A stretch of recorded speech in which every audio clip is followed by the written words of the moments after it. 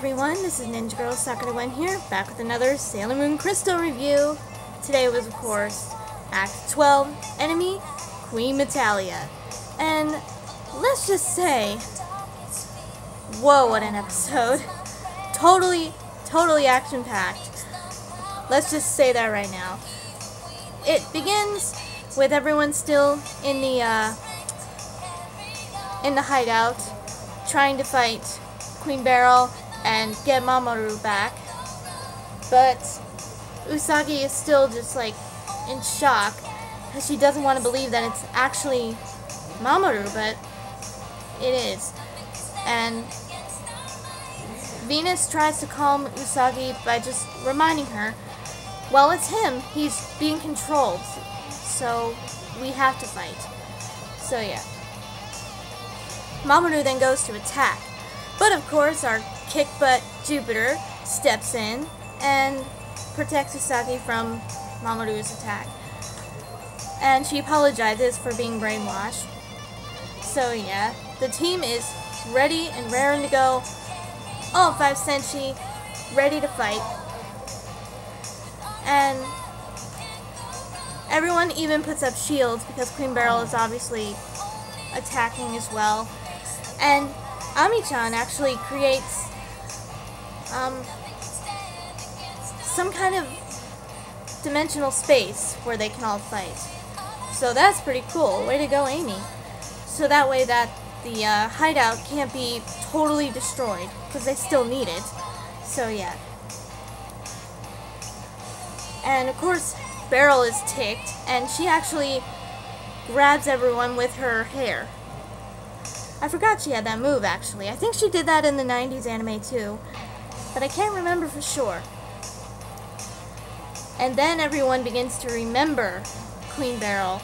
And when she mentions Queen Metalia, everyone begins to remember Metalia, too. And that Metalia is the force that corrupted the people of Earth and made them attack the moon. With Queen Beryl, of course, leading everyone. So, yeah. Venus is, needless to say, pretty ticked off, and she summons the sword that they got from the Moon Kingdom and goes to attack Queen Beryl in her anger and frustration, but she fails. The Senshi then work together and use their attacks, you know, Akio Taisen, Supreme Thunder, you know, and Venus uses Let Me Chain again. Awesome. That was one of Venus's best moves before in the original anime, so cool that she uses it now too, of course. And Usagi manages to attack Queen Beryl's necklace, which Amy was able to figure out is where she's getting power from Metalia from. So yeah, Usagi manages to get close enough to try and attack that stupid necklace and get it off. But she can't break it until she tries again to plead with Mamoru to please snap out of it and wake up. And the crystal begins to activate. Once it does, the sword begins to glow in a golden color, and the necklace is finally able to be destroyed. And along with that, we actually get to see some of Queen Beryl's backstory, very briefly. We see her when she was normal. And we learn that she was in love with Damien and all that stuff, which is in the manga. And was hinted at, sort of, in the original anime, but never really delved into, shall I say. So yeah. Queen Beryl's body then fades away, so Queen Beryl is officially gone. So, one for the Sailor Senshi. So yeah. Mamoru, though, is still controlled by Queen Metalia. For a minute, it looked like he was actually back to normal, but no such luck for poor Usagi. So yeah. Metalia then orders Mamoru to steal the sword. And he manages to get it, which stinks. And Usagi, of course, loving Mamoru follows him despite the fact that she's probably terrified in a way. So, brave girl. And everyone is, of course, trying to stop her from going because they're all freaking out, knowing that that's not good for her to follow him, but they can't stop her. Now when it comes to Mamoru, anyway. They then arrive at the Dark Kingdom at D Point. And Usagi just tries again to wake up Mamoru and try to get him to remember that they love each other. And she tries everything she can think of. And Mamoru, it just doesn't work. He grabs her by the neck and starts choking her, which is also something that happened in the 90s anime, if you guys remember. So yeah, that happened. The Senshi, meanwhile, also managed to find their way to D Point to look for Usagi, and they run into none other than the Shiteno. And Venus once again tries to get through to them all by reminding them that not only do they have their mission with Usagi, they have their own mission, which is to protect the Prince of Earth, Damien. And with this, they actually start to break free and remember. And it starts to work. And just as they remember, Queen Metalia flat out kills them, which of course breaks the hearts of the inner Senshi. They are just in tears, but I guess their spirits find a way to talk to them and tell them, don't give up, you have your mission completed, you can do this. And it was so sweet, and that gives the girls determination to go find Usagi as fast as they can. Meanwhile, Usagi got free from Mamoru and sees Queen Metalia. This huge, evil energy, it's just massive. And Luna is able to contact Usagi through her Arango cover things, I think? Or somehow, maybe through some kind of thing in her earring, I'm not even sure. Most likely the things on her head.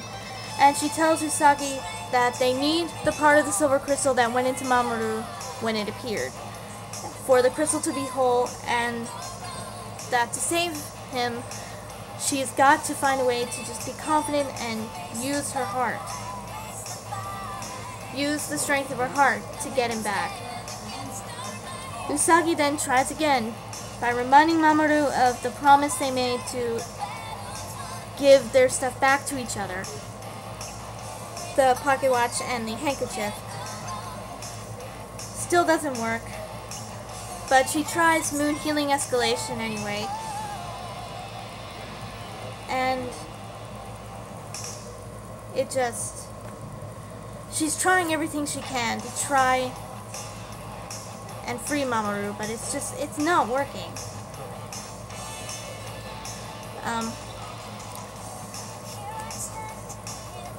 Usagi is then still very reluctant to actually fight Mamoru. So, in the end, Usagi decides to use the sword just as the Senshi, the inner Senshi, are about to get to her. She decides to use the sword from the Moon Kingdom on Endymion and then herself. And that is where the episode ends. So, wow. A lot of stuff. Just a lot. Wow.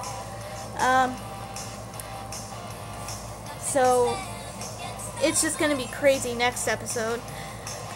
I definitely enjoyed this episode. It was really good, full of action and really sweet moments with Usagi trying very hard to get Mamoru back to his senses, and it's not working. She's putting her whole being into trying to get him back. But I guess she found the best solution was to kill themselves. as sad as that destiny for them may be. So yeah, really good episode. I like that the Shitano finally did get to remember. It's just sad that they didn't get to stay, thanks to Metalia. Jerk. Anyway, but it wouldn't make sense for them to stick around anyway, because they're gone in the manga, and yeah, it wouldn't work. It would deviate far too much from Nako Takeuchi's vision. So yeah, or the original manga, still her vision anyway, but you know what I mean. But yeah, great episode. I enjoyed it. I am truly loving Crystal. I really, really am. As much as I adore the 90s anime, I love it all. I can't pick which series I like more. I'm loving it all. Speaking of the 90s anime again, I did find somewhere I can finally watch the episodes. I'm going to definitely watch them and hopefully get the DVD box set for Christmas. Maybe, I'm really hoping. But anyway, yeah. From what I've seen of the dubbed episodes so far, I am loving it. They've done so good. I'm just glad Viz Media got it because, again, they've really, really done a great job with it. But anyway, yeah. As far as Crystal, it was awesome. I love it. And next episode, Act 13, is Reincarnation Final Battle, I believe, which is going to be really intense. I know that right now.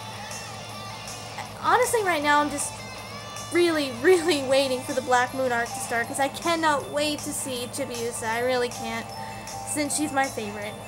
I love all the Senshi, but Chibiusa is just, she's so darn cute. I love her too much. She's so freaking adorable. And I can't wait to see her in Crystal. But yeah, that is my episode review. I hope you enjoyed that. And until the next episode, where finally, hopefully, Queen Metalia will be defeated. But until then, see you guys later.